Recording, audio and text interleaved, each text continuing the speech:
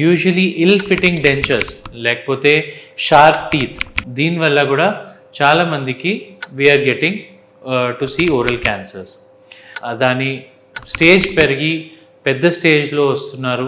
And చాలామంది because of various reasons చాలామందికి cancer వస్తుంది. నమస్కారం, నేను doctor Avinash Chaitanya, head and neck surgical ఆంకాలజిస్ట్ని. ఇవాళ నేను మీకు ఒక క్వశ్చన్ గురించి చెప్తాను, which is very common these days. నోటి క్యాన్సర్ ఎందుకు పెరుగుతుంది సార్ అని అడుగుతారు. జనరలీ ఇంతకు ముందరంతా మనకి బ్రెస్ట్ క్యాన్సర్, సర్వైకల్ క్యాన్సర్ ఎక్కువ ఉండేది. దానికి అవేర్నెస్ వచ్చేటప్పటికి there incidence has slowly reduced or ఎర్లీగా డిటెక్ట్ చేయడం జరుగుతుంది. అట్లానే నోటి క్యాన్సర్ కూడా ఈక్వలీ ఇంక్రీజ్ అవుతున్నాయి. కానీ మనకి అవేర్నెస్ లేకపోవడం వల్ల, లేకపోతే జనాలు దాన్ని అశ్రద్ధ చేయడం వల్ల దాని స్టేజ్ పెరిగి పెద్ద స్టేజ్లో వస్తున్నారు.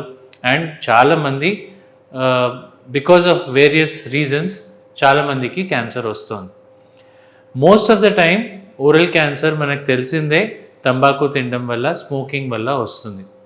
సో ఈ తంబాకు తినడం వల్ల అది ఏ ఫామ్లో అన్నా ఉండొచ్చు, జర్దా కానీ, గుట్కా కానీ, పాన్ మసాలా కానీ, any habit can cause problem.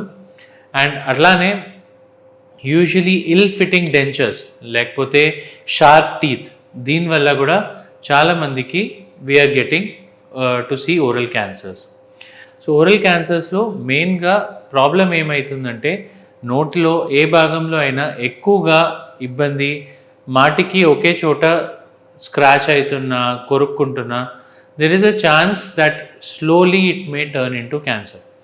So ఎక్కడైనా మీకు షార్ప్ టీత్ ఉన్నా, ఏదైనా పళ్ళు విరిగిపోయి ఉన్నా కూడా it is better to go to a dentist, get that checked or removed. And దాంతో you will have a much better outcome.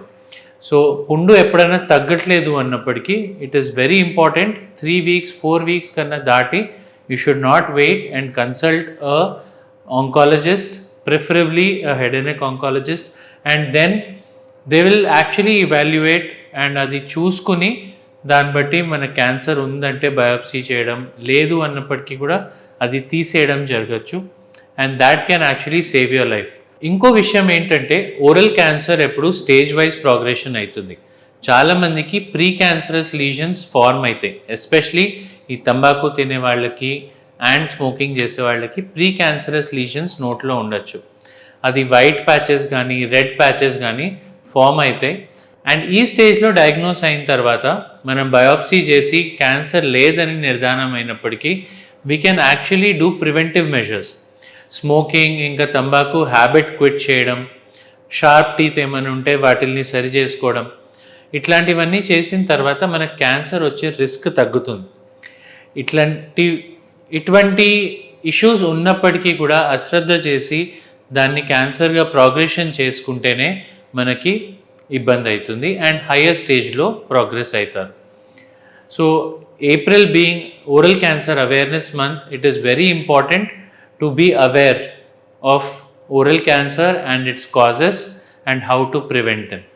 Don't have any habits, don't have any sharp teeth, and come to the doctor early and get treated early for a better outcome. Thank you.